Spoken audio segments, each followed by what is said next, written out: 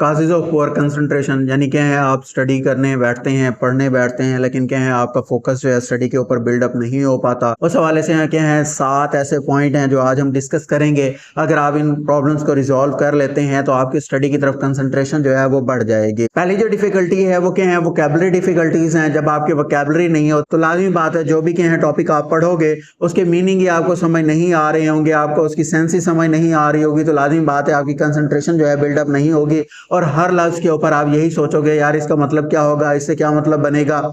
इसीलिए आपके पास क्या है एक अच्छी वोकैबुलरी होनी चाहिए अगर आप क्या है अपनी कंसंट्रेशन जो है स्टडी के अंदर बिल्डअप करना चाहते हैं, इंप्रूव करना चाहते हैं। तो सेकंड चीज जो है कंसेप्चुअल डिफिकल्टीज। अगर आपके पास क्या है बेसिक कंसेप्ट्स नहीं है, बुनियादी क्या है आपके पास नॉलेज ही नहीं है, बेसिक इल्म ही नहीं है किसी टॉपिक के बारे में, किसी चीज के बारे में, कंसंट्रेशन जो है बिल्डअप नहीं कर पाएंगे और अच्छे से तवज्जो के साथ क्या है उस टॉपिक को रीड नहीं कर सकते। थर्ड वन चीज जो है नामुनासिब क्या है रीडिंग स्पीड। अगर आपकी रीडिंग स्पीड जो है टॉपिक से मैच नहीं कर रही, लाजमी नहीं है हर टॉपिक आप स्पीडली पढ़ें या लाजमी नहीं है हर टॉपिक को स्लो पढ़ने की जरूरत हो।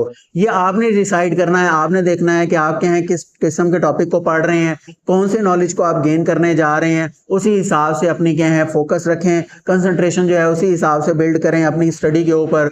जब आपका क्या है जिस किस्म का कंटेंट होगा उसी हिसाब से आप अपनी रीडिंग स्पीड जो है मैनेज करेंगे। इसके अलावा जो है अगर आपकी डिस्ट्रैक्शन पॉइंट बहुत ज्यादा है, किसी भी वजह से आप डी ट्रैक हो रहे हैं, बहुत ज्यादा क्या है आपका फोकस बिल्ड नहीं हो पा रहा स्टडी के अंदर, तो तब भी आपकी क्या है कंसंट्रेशन या तवज्जो जो है स्टडी के अंदर मरकूज नहीं हो सकती। इसलिए पहले क्या है उस डिस्ट्रैक्शन पॉइंट्स को, वो चीजों को जो क्या है आपको डी ट्रैक कर रहे हैं किसी भी वजह से, कोई नॉइज है, शोर है बाहर से, कोई बार बार आपको इंटरप्ट कर रहा है, फोन कॉल्स आ रही हैं या कोई भी डिस्ट्रैक्शन की वजह है जो कि आपको क्या है स्टडी से डी ट्रैक कर रही है, तो लाजमी बात है आपकी कंसंट्रेशन जो फोकस जो है बिल्डअप नहीं होगा। पुअर ऑर्गेनाइजेशन, यानी आपने क्या चीजें ऑर्गेनाइज करके नहीं रखी हुई। आपके पास जो स्टडी मटेरियल, स्टडी कंटेंट होना चाहिए, पेन, मार्कर, बॉल पॉइंट या इसके अलावा क्या है हाईलाइटर वगैरह या स्टिकी नोट्स वगैरह, जो भी आप क्या है नोट्स वगैरह बनाते हैं वो अगर आपके पास प्रॉपरली मैनेज नहीं है तब भी आपकी क्या है स्टडी के ऊपर कंसंट्रेशन जो फोकस जो है बिल्डअप नहीं हो पाएगा। इसीलिए पहले अपने आप को वेल ऑर्गेनाइज करें, उसके बाद स्टडी करने के लिए बैठे। 6th पॉइंट जो है लैक ऑफ इंटरेस्ट। आपका इंटरेस्ट स्टडी के अंदर नहीं है, या जो मटेरियल आप पढ़ने जा रहे हैं, जो टॉपिक आप पढ़ने जा रहे हैं उसके ऊपर आपका इंटरेस्ट ही नहीं है,